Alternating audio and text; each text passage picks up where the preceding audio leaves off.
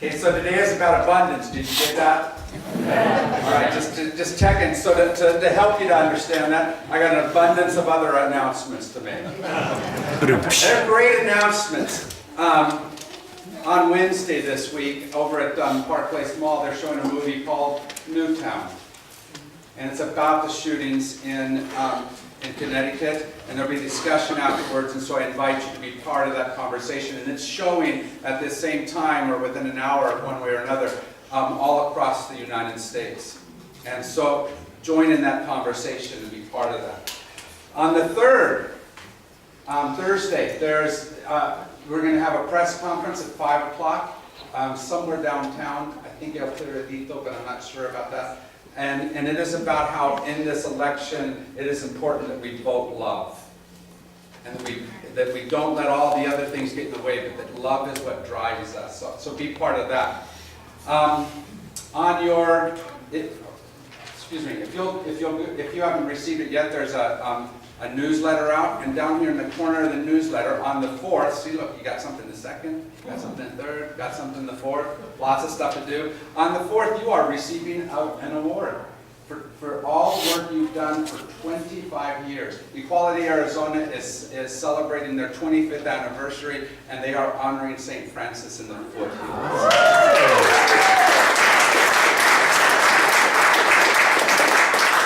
So if you'd like to be part of that, in the newsletter there is a space where you can go buy tickets and be there at that event.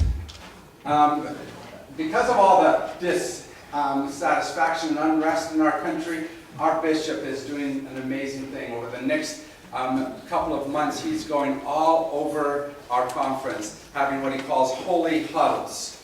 Those are starting here in Tucson on November the 13th, and they'll be happening November, December, January. There's going to be information for you. But it's times to be able to be together as a church to say, what do we do and how do we do it together? And so be part of those conversations. Look for that information. Don't forget that this afternoon at 1:30, Crop Walk is happening. If you haven't donated, I need your millions of dollars right over here, and I'll take it over there to make sure it gets there. That's a lot of different things. It's an abundance of things, but I hope you found something that is what you will connect up with. If it's not what you're going to do, like Crop Walk, if you're not going to go and walk, then give money. If you can't give money, pray. If you can't pray for it, be a presence there, cheering on those who are walking. Do something in one of those ways to be able to help be part of that, and do that in each one of these areas. Find the way that God is calling you to connect to whatever it is that's happening. Einstein was once asked by a reporter, what is the most important question in the world? How many have at least one answer to that? All right. Einstein had this answer. Do you want a peaceful, happy, abundant world to live in? Or do you want a foreboding, fearful, and scarce world? And the reporter was a little puzzled and said, why is that the most important question in the world? And he said, because whichever you choose, you will create. And it seems like in a very real way, we are creating a fearful, foreboding, and scarce world. Because we tell each other, especially in a political season, all kinds of stories about how to be fearful of them, how there's not enough of this, and we tell these things so strongly and so loudly that it's certainly hard to believe in the abundance that is America and that is the message of Christianity. Is it possible that we're looking at this world the wrong way? I think we do a lot of looking through our eyes and hearing with our ears. But there's something more important than what can pass through the lens and retina of our eyes and through the eardrums of our ears. There is a way that we can look at and hear this world through heart and through spirit. And I believe we have to be good at doing that, because there will always be messages that tell us scarcity. There's not enough. We have to be against this, that, or the other thing. Instead, we need to hear what the eyes of love that come in our heart are speaking.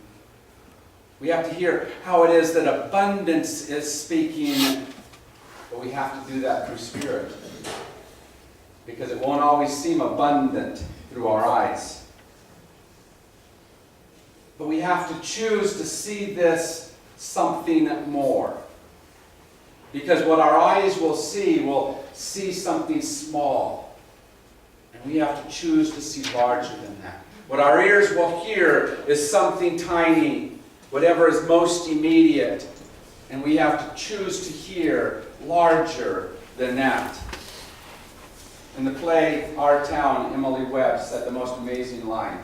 She said, "O earth, you're too wonderful for anyone to realize you." But isn't our job to try to help each other to realize the abundance that is there around us? And we miss it on a regular basis because of stuff, right? What's some of the stuff that gets in your way? What's some of the things that take your attention, that make it so you look only this far and you can't see past it? What is it that interrupts or that's so important about what you're doing that that's all you see? That's all you hear. Life is always going to fill us with a limited viewpoint. But Spirit should call us forward, beyond, into something more. And we can let it slip past us unseen and unnoticed, or we can choose to see it. The Bible is full of stories where somebody missed it. Think about Pharaoh, when Moses came to him and said, "I got something to tell you." Missed it completely, didn't he? And Daniel, over there in Babylon, king didn't notice, didn't know what was really important about him. And Jesus was met by things like, "Can anything good come out of Galilee?" And they missed it. They missed what was there in front of them. And the problem is that we miss it as well. And we usually have really good reasons why we didn't see it. But our job is to choose to see. Joel is a good example of this. Joel is a little tiny book in the minor prophets section of the Bible, and it's easily overlooked. And it's often chosen to be overlooked because it starts off in a way that isn't quite fun to listen to. It starts off with a word of warning, and it says this. It says something like, "What the cutting lotus has left, the swarming lotus has eaten. What the swarming locust has left, the hopping locust has eaten. What the hopping locust has left, the destroying locust has eaten." Did you get what's happening here? There's a lot of locusts. And it's easy to see the locusts. And if you know the geography of Israel, it sits in this neck between two continents, and the locusts use that as a way to move from one space to another. And as they move from one space to another, guess what they do to that little neck of land? And so the ideas of locusts coming and destroying was something. And so here he chose all kinds of locusts to come, one after another, after another, and after another. And how many kind of feel that way sometimes in a political season? Right? Those locusts just keep coming and flowing in, and it feels like we're picked completely clean, and so it's easy for us to feel scarce. But there's not enough. And so if you begin to read Joel, that's the message you get. But it's not the message of Joel. And it's not the message, no matter how often Bible is used to teach scarcity, and there's only so much. The message of it, the message of God in that Bible, is about abundance and how there's more than enough for everyone. Judaism had a way to deal with this struggle because they had to live in that area, and they had to say, right now the locust went through and it feels like there's not enough. But the litany we read at the beginning of service was something that they will read every single year during that time known as Passover. That time where they were caught up in Pharaoh's vision and they were saying, what more can be there? Can there be something beyond right here? And they said, Dayenu. It would have been enough if God had only done this much. That would have been enough, but there's even more. You see, we talk sometimes about what we want instead of what has already happened and about what God's already done. How many have lots of stories in your past about God's movement? Lots of blessings you've received, lots of ways you've opened up, lots of ways that life has become more for you, and how many still sometimes get caught up in, oh, it's only this big. I can only see this far. Our job is to keep telling each other, remember what has happened, and go and live in that enough space. And so, in case you're not quite sure if there's enough, I want to ask you 4 questions. First of all, how many today have a clothes closet that's bigger than your first apartment?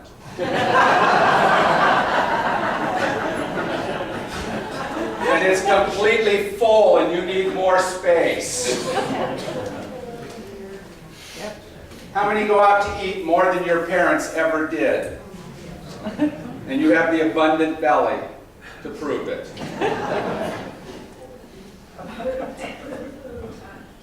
Who has more than one car in your garage? Who doesn't have more than one car in your garage because there's too much junk in there to fit? I know, I've seen it. Who has more than 4,000 movies in your house? All right, let's talk about my dysfunction of abundance. I have a lot of movies, and I like having a lot of movies, and I want more. I do. I carry around a sheet of paper with me a lot of times. You can see it. It's just full of words. And what it is every one of these lines is a movie that I want still. And with those 4,000 plus movies I have, there's more than 400 that are on my sheet of paper that I want to have. Right? It's just not enough. I'm a hoarder in some ways. And I have 200 movies on a shelf right there that I haven't watched yet, that I'm waiting. I just gotta have enough time. I have enough. But I always want more. But isn't that true of you in so many ways? Because when we have abundance, sometimes we're so busy trying to hold on to our abundance that we focus inward and forget how much we have. And that abundance should be what takes us outward. Because I can use my movies only for me, or I can say, look what I have. Can you use them? Can it be a blessing for you as well? Can I take all that stuff that is here with me and somehow use it to bless you? And can you do the same? See, we get so distracted, and so we turn inward instead of turning outward. And turning inward will never make us more abundant. Grasping that stuff will never make us more abundant. Letting go of it makes it so that we realize and live in the power of the abundance. The key to that negative dynamic is that we have to have a thankful heart and an optimistic spirit that continually turns us beyond ourselves and into the rest of the world, proclaiming in every way possible that abundance is all around us and that we live wonderfully and well with everything we need. That abundance is already all around us. Amen. But to do that, we must be able to see beyond just our own stuff, don't we? We have to see something and imagine what it can be. So, I watched 3 movies this week I'm going to tell you about. First of all, just the first line of the movie, printed as it began. And it said, "Everything that is or was began with a dream." Isn't that a great line? Everything that is or was began with a dream. And we have to begin dreaming that abundant world instead of seeing the scarcity of whatever is right in front of us. We have to start dreaming that abundance or we'll never arrive at it. We have to see it and proclaim it on a regular basis. Now, I didn't tell you the name of that movie. Did you notice? Because you wouldn't have listened if I told you the name first. It comes from The Adventures of Shark Boy and Lava Girl.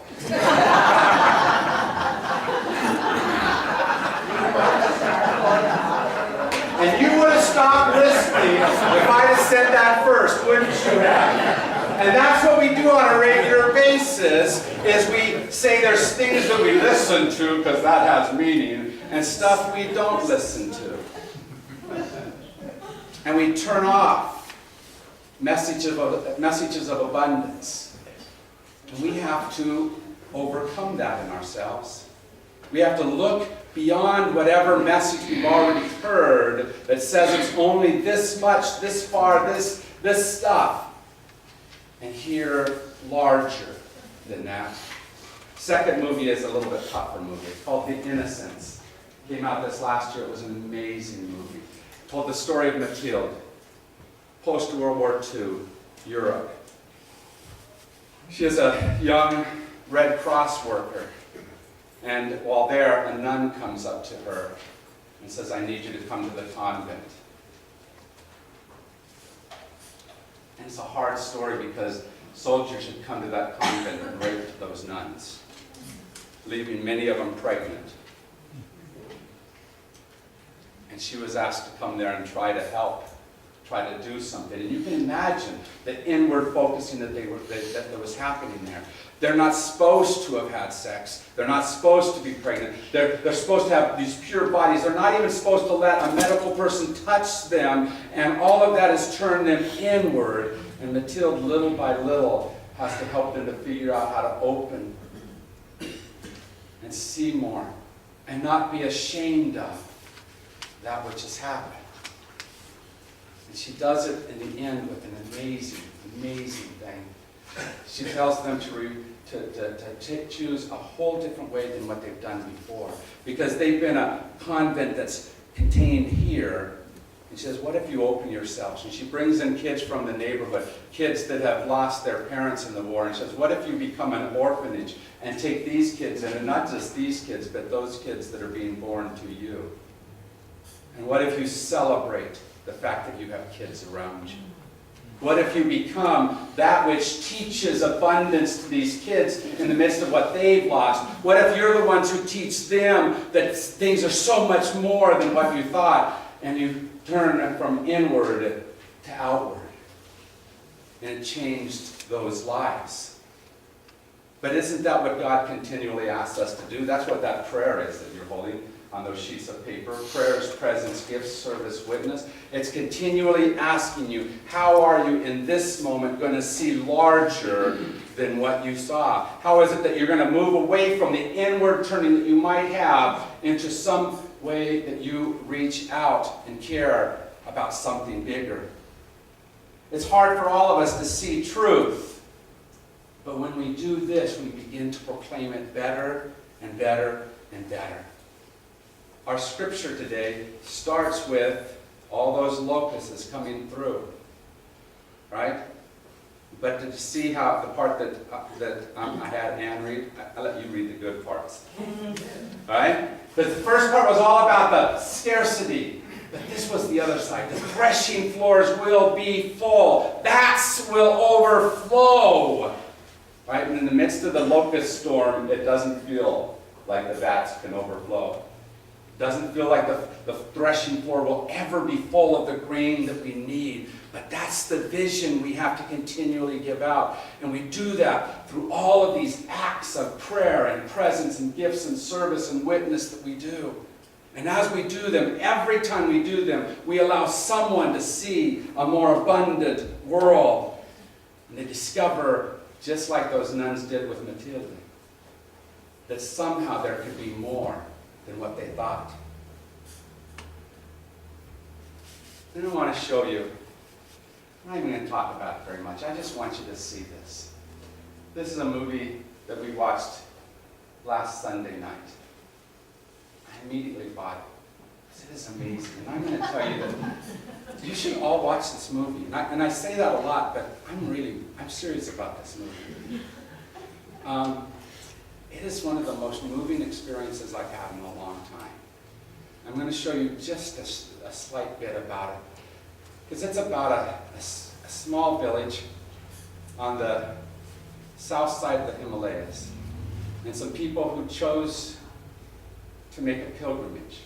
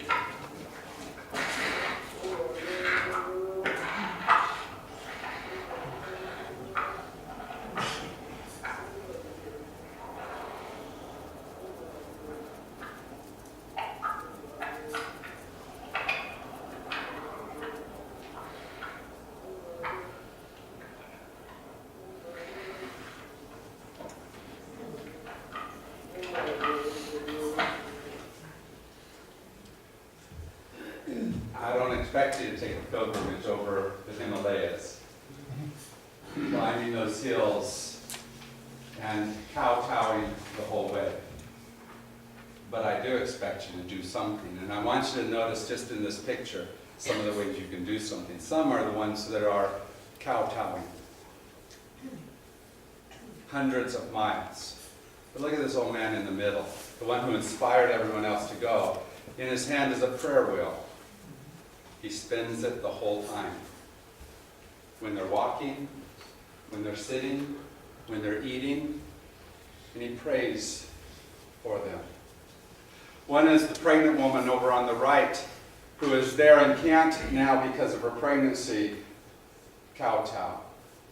But when she has the baby on the way, shortly after she begins back into the stepping into, but now she's a presence. Back behind you see the man who drives the truck with all the equipment. And you saw the people left behind who took care of the village and who prayed for them as they went. Each important parts of what happened to make this pilgrimage important. And on the way they meet others. Each one there in some way or another helping to make this amazing devotional experience happen. That's church. That's what we should do. Each of us somehow in every single moment, every single ministry, with every single person, taking some role to encourage God to be present for them. So that instead of seeing the scarcity or the distance or whatever it is that makes it difficult, they will see the abundance of what's happening in that moment. They will see God and they will rejoice. Amen? Amen.